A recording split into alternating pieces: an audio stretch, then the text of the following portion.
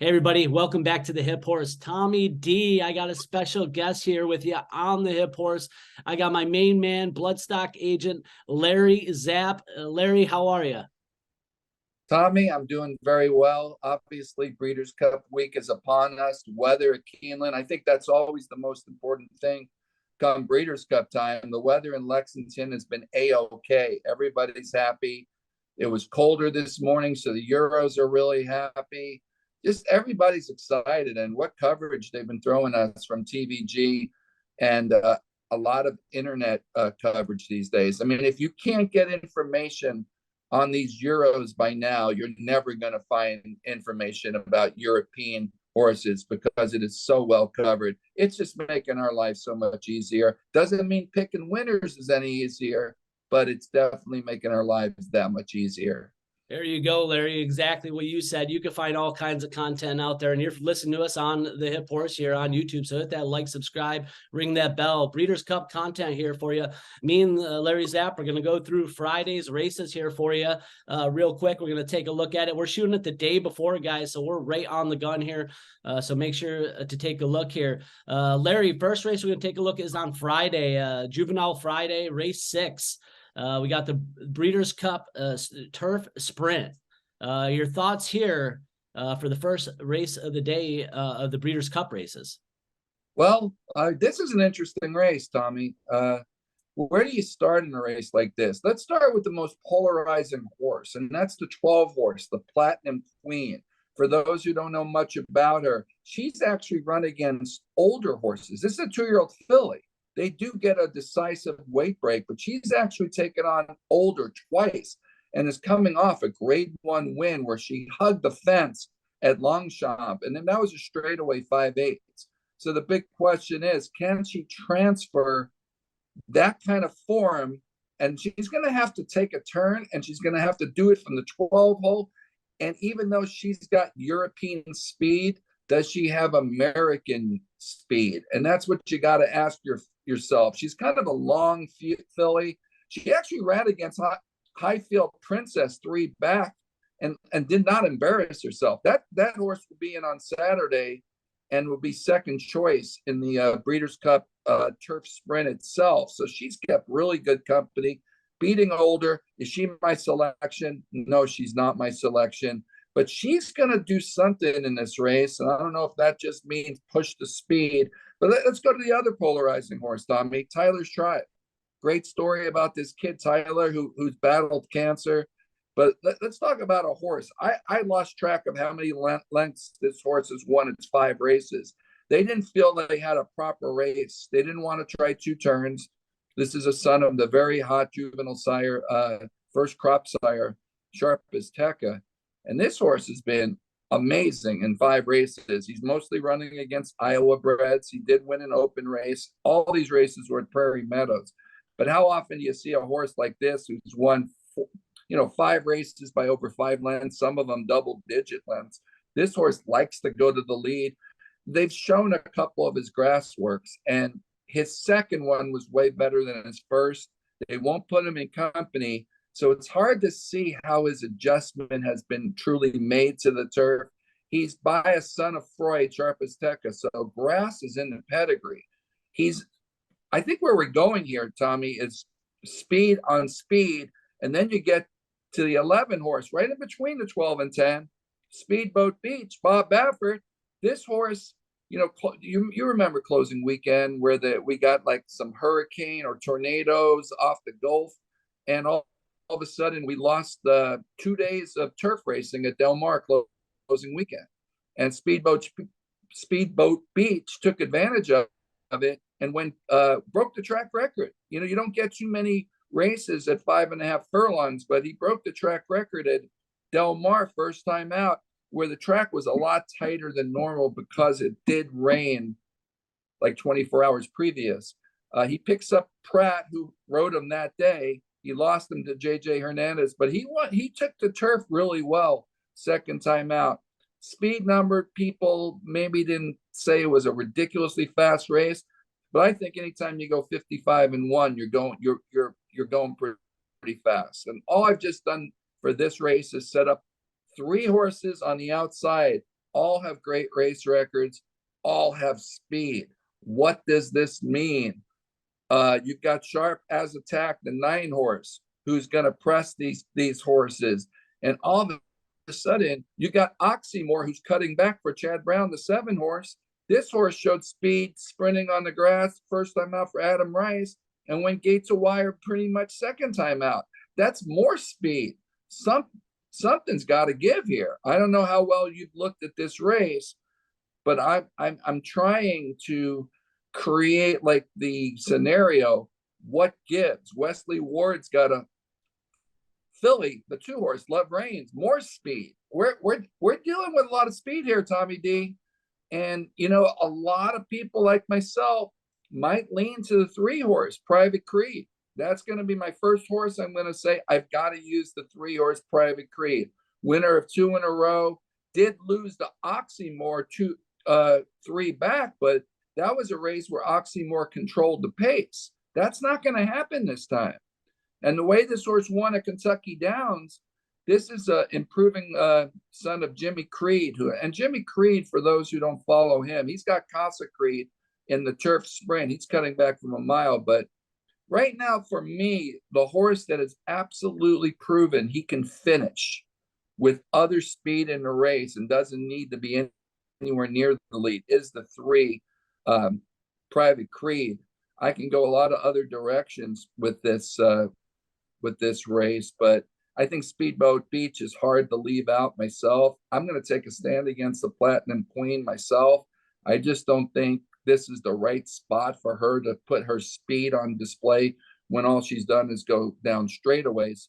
There's a couple other Europeans, and it's always it's a hard situation, as you know, to figure out which Euros fit in which race. Detroit's jumping on Persian Force, for example. This horse here has been in the thereabouts, and this horse led in Europe, might be close enough just to have a little kick. Applebee's in the race with Mischief Magic. You could tell I have no clue what's going to happen in this race. I mean, Larry, I'm with you here. I agree. There's tons of speed. I mean, it's a juvenile sprint. We're going to see lots of horses going for it. And I like a lot of things you said. And the last one is my top choice. That's going to be Persian Force at 15-1. Did come off the pace. It was second behind Blackbeard. Very powerful European horse. And if this one was in the mix, it might be the favorite here in this race. So I'm going to take a stab with Persian Force at 15-1. Love Reigns also at 4-1, the 2 horse, another one you didn't mention. But as you said, this race is wide open. So I'm going to give my top check mark to the 6 horse, Persian Force at 15-1. And your top choice is going to be number 3, Private My top Creed? choice would be the 3 horse, Private Creed, but I am not leaving out the 11 horse, Speedboat Beach for Bob Baffert. This horse did rate off a very fast Ryan Hansen horse in its last race. And I really think this horse is going to be able to settle in with Flavian Pratt's hands. I think this horse will be able to settle mid-pack, maybe 3-4 off of it, because there is a ton of speed in here. But those are the 2 horses I'm going to key in on, and that's the 3 Private Creed and number 11 Speedboat Beach. Very tough way to start the Breeders' Cup. I agree. I think it's a spread race if you're playing up and down, but I like 11 Speedboat Beach. The more you talk about it, I'm looking at it. To put up a 104 buyer in your first start at Del Mar, very impressive. And then going to the turf, first start and winning nicely. The workouts look good. Bob Baffert and Pratt. I mean, I'm with you here. I think 11 is one you got to put on the ticket there too. So, but my top choice is going to be number 6, Persian Force, over the 2 Love Reigns here. Let's move on to race 7, the Breeders' Cup Juvenile Fillies. Mile and a 16th here. Zap, what do you think here about this race? A little bit easier or still pretty tricky? I think it's easier because we're dealing mostly with American runners, and you've got to like first do the setup of the pace. And number 2 horse, You're My Girl for John Terranova, a good buddy of mine. I do a lot of business with. Jesse Hopple sold this horse as a homebred back at OBS June. It's a New York bred, and she come out running, win by 14 first time out at Saratoga. There was a lot of buzz on her, but she, I think, exceeded their expectations. And then she actually ran in the slop, going a mile. She hasn't been around 2 turns and held her own and really fought back against Chocolate Gelato, which has probably run the fastest of anybody, if you just take into account, it doesn't matter the distance, who's actually the fastest horse. And her maiden win was very good, Chocolate Gelato. But You're My Girl, to me, goes to the lead here. Wonder Wheel sucked the Keeneland rail, and I think she kind of took advantage of that, and she was getting late. I like the way Chop Chop, the 7-horse, ran in that race. First time Joel Rosario. She did something you don't see 2-turn races at Keeneland on the main track, and that is pass a bunch of horses, Tommy. And to me, that is a superior. She was even off a step slow in that race, and she stepped off 2 nice grass wins, one at Kentucky Downs in a rainstorm, to step on dirt. She's by City of Light, who was dirt, but even though he's dirt, he's having more success with grass progeny. But that's probably because he's by Quality Road, and they're supposed to like grass. And I just think, let's face it, there's a couple guys in this Breeders' Cup, Appleby and Cox, who have high win percentages, and not even that many runners. And to me, Chop Chop has to become the key horse in this race. I think I rate that. I try to rate races, and Alcibiades got my top rating of all of the prep races. I don't think the California race came up strong time-wise, but the Chandelier won by the 3-horse here, and Tell Me Noli's is absolutely improving. She broke slow in that race. She dealt with a lot of adversity herself. It's hard for me to leave an improving daughter of Arrogant out. So I think she has to be used somewhere. And then you've got this is the X Factor horse, automatically, or atomically, I should say, atomically, bought privately by Eclipse Thoroughbreds and Partners, and then given to Todd Pletcher. And what did she do wrong? Nothing. But I haven't seen too many of these Florida shippers come to the Breeders' Cup and do that well. I'm trying. Awesome Feather might be the last one I can remember, but she was polarizing in a way. She made her move in the 4th turn, and she lengthened stride late. I'm not sure what was behind her that day. That's really where I'm at. And Regent C is a horse that I made note of after the Alcibiades going. That's probably going to be my Breeders' Cup Juvenile Filly selection. And what happens to her? She gets the 14 hole. And that's going to be tricky, but if somebody's going to do it, you want Flavian Pratt to get it done. He broke her maiden on that very, very tough distance of 7/8 first time out, and she got DQ'd kind of unfairly. She bumped a horse that ended up 4th and wasn't going to change positions. But I'm thinking Wonder Wheel just sucked the rail and isn't going to get that kind of trip. But Chop Chop and Regent C are going to definitely be my 2 key horses, just because I rated the Alcibiades a better prep race than all these other races. It was hard to do the Frisette because it's a 1-turn race and it was in the slop.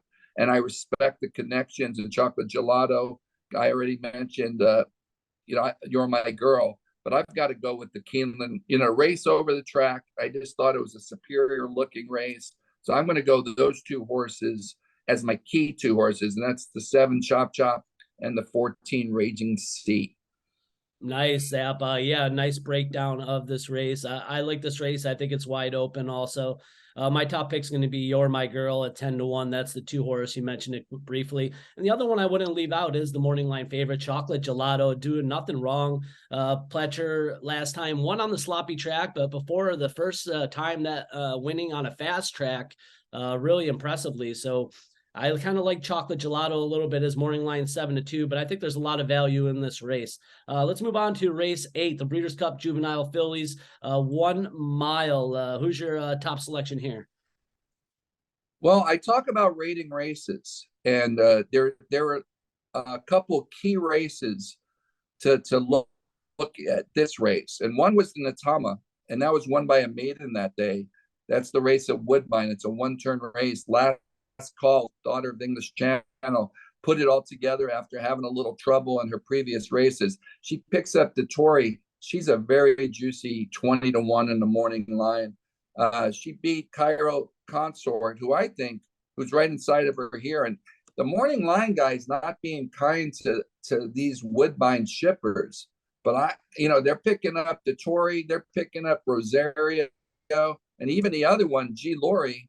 I believe, is picking up somebody good. Yeah, a guy named William Buick. So the Woodbine shippers are all picking up these substantial jockeys. So what does that tell us? That they didn't have a live mount, so let's just pick up these riders. But I just wanted to mention that race. I thought that race was fairly strong. G. Laurie was so impressive when she broke her maiden at Colonial Downs, and I enjoyed Colonial Downs racing this year quite a bit. It was on those early days of the week, and then she had a rough trip in that race at Woodbine and Atama. Now, that all said, Delight comes out of the Jessamine at Keeneland, and she walked the dog. I can't knock her for improving and then opening up 5. She did what a good horse should do. Slow pace, let's dominate late. And that's exactly what she did. She truly dominated late. And then you got to look at this Miss Grillo race at Aqueduct, won by Pleasant Passage, who totally changed her running style. She was impressive coming off the pace, going up the rail in her debut at Saratoga. And then she wins the Miss Grillo, not letting free look of Chad Brown, who was impressive in her second race, breaking her maiden. And the horse that had all the trouble that day, that's probably going to get way over bet. It's the American Runner, who was bought in Europe by renowned bloodstock agent Michael Ryan. He's very good. He's sharp eye, buys a lot of Klarovich horses. But this one he kept for himself, and she's got the most trouble coming into this race. Those are the 3 races that I think are 3 key races. And then it's not over there, Tommy. It is not over there. And I'm sorry I'm long-winded here, but you get Joseph O'Brien has a horse named Basil Martini. Some guy named Richard Fahey, who's got a couple of live pieces. He's got this Midnight Mile horse who's by No Nay Never, who distance limitations a lot, but not out of a Galileo mare. And she's been gutty in her 2 wins. So it's hard to say, well, these Euros don't belong here, but they don't do well in this race. Historically, a lot of times when they come to warmer climates, but they have not done really well in this race. And then there's this little spirit gal who I enjoyed, Willie Brown. You'd think he was an old blues singer, but he's this older Irishman, and he's got this homebred for Fipke. And this horse won a 7/8 race very impressively on synthetic. She goes near the lead. She's very spirited. She's smallish.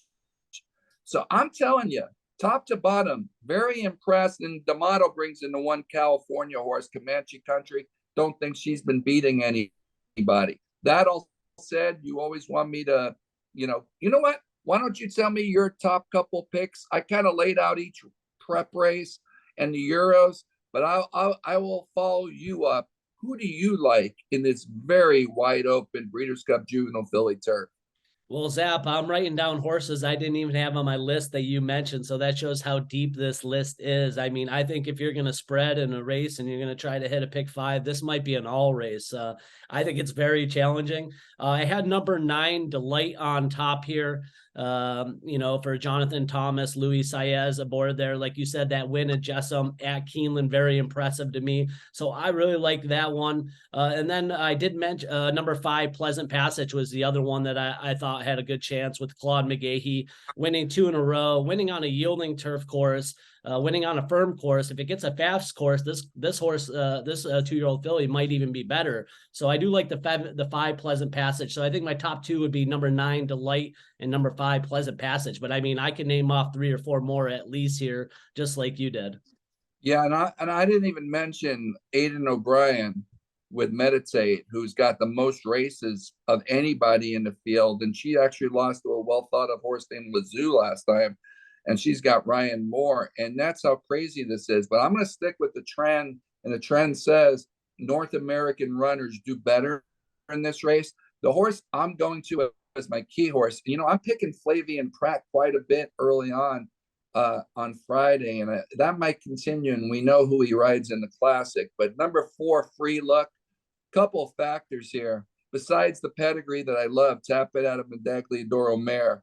This Klarovich filly was absolutely sensational when she broke her maiden, and she couldn't get by Pleasant Passage last time. But I think it was the situation of the softness of that yielding course that day. She hung in there, and she had to do all the dirty work. I think there's going to be more speed in play. and she can kind of sit and make her one run. And I like inside posts when it comes down to it. So number 4, Free Look, gets my top billing here.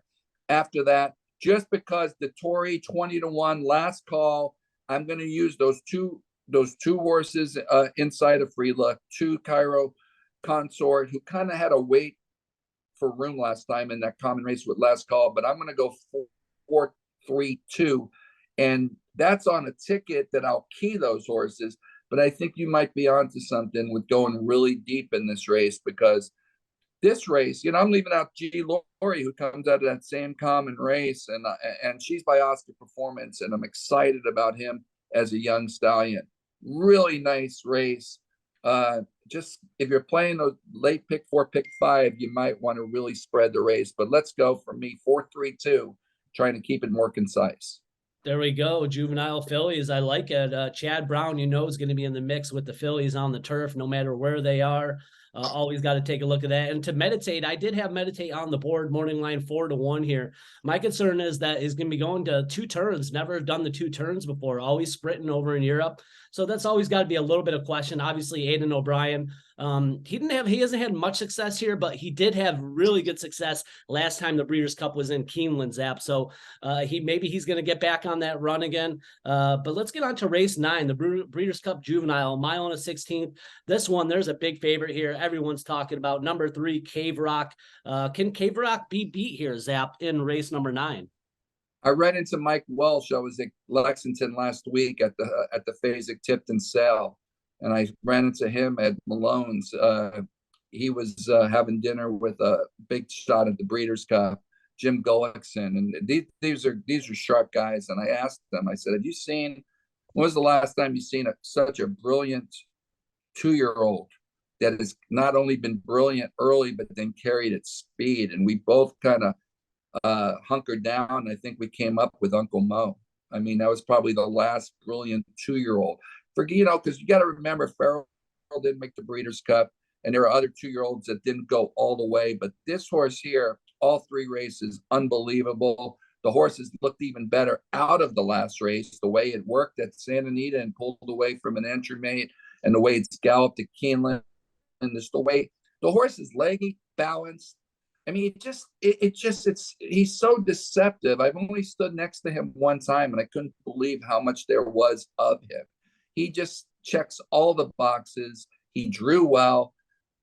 4-5 morning line sounds about right. I mean, this is a race where Forte's won 2 grade 1s in a row for Todd Pletcher, and Rapoli was quoted saying that Pletcher's been in love with this horse ever since he came to the barn. He's right next door. He's got Irad on him, and obviously JJ Hernandez fits Cave Rock really well. But Baffert and a lot of other people are touting his other horse, National Treasure. He's got to gain 5 lengths on Cave Rock, but he adds blinkers. He's lightly raced. He cost $500,000. He's a quality road. His second race is way better than his first race. And then there's Blazing Sevens. I saw Good Magic at Hillendale at Alapia the other day, last week. I saw Curlin, and I saw Good Magic back to back, and Good Magic off to a great start, and he's being bumped to 40 or 50,000 next year. But this son of Good Magic out of a Warriors Reward mare kind of gives it a little more substance. Good Magic's not really a overly substance horse like his pop, but Blazing Sevens was very impressive. First time out, he kind of got lost a little in the hopeful. He went real wide in the slot, but he put it all together. And I even heard Gary Young say the way he galloped out there today, and Gary Young, a noted clocker in Southern California, said, he thinks it's a 2-horse race. I could see all 4 of those horses being part of it, but obviously Cave Rock is the horse that you've got to beat. And one trouble trip, Lost Ark, the other Violence, the half to Idol, remember the big cap winner, and a little filly named Nest, who's favored in the Breeders' Cup Distaff. This is their younger half brother. He lost all chance at the start. Luis Saez is riding a lot of long shots, but he'll bring 1 or 2 of them home. He has been riding as good as anybody in the country. So he'd be the 5th one I mentioned, but obviously if you only need 2 horses, for me, it's Cave Rock. And I'm going to take Forte over Blazing Sevens in a slight called because Forte's more battle tested, and he's got Irad Ortiz on him, and I can't keep picking Flavian Pratt horses. But this is Cave Rock's race to lose, and I'll be shocked if he does. Yeah, I agree with you. I think Cave Rock, this would be my single if I had to put a single out there for Friday Breeders' Cup Day out of the Breeders' Cup races. Obviously, not much to say there, but the other one that I liked was Forte at 4-1 also. Maybe Curly Jack at a price 20-1, but those are a couple ones on the outside. I think Cave Rock has this one, and like you said, very impressive, this 2-year-old colt, son of Arrogate. Let's go to race 10 here, Zap. Let's finish up the Breeder Cup Juvenile 1 mile. Give us a quick rundown here, your top choice here. Okay, very quickly. Wahlop is finishing strong. He has strong pace numbers too. He can sit on or right off the lead. He's been dynamic, 3 in a row, but 2 in a row going long. He's going to save all the ground with Mike Smith. He just makes more sense than anybody. And the winner is the way he circled the field at Keeneland. That was very impressive. And my knockout punch in this race is the 10-horse Webslinger. This horse beating Oxymore, who is a contender in the juvenile sprints. This horse had trouble in his second race. We probably should have won for fun. I love the way he finished that day. He's a son of Constitution. He is my absolute knockout punch. So I would say those 3 horses for me, and that's the 2 Wahlop, the 6 Andthewinneris, and the 10 Webslinger. It's not a 3-horse race, but those are the 3 horses I'm going to key on in another very competitive juvenile turf race to end the Stars of Tomorrow Day. Yeah, unbelievable card here tomorrow. Zap. I have number 2, Packs of Wahlop on top. And then the one you didn't mention, I think has high hopes for a lot of people, probably be the favorite. Number 4, Silver Knot, 3-1 morning line. Charles Appleby, obviously classy European trainer, won this race last year with Modern Games. So number 4, Silver Knot, I would throw on the ticket too. And Packs of Wahlop is my top one. That's Breeders' Cup Friday.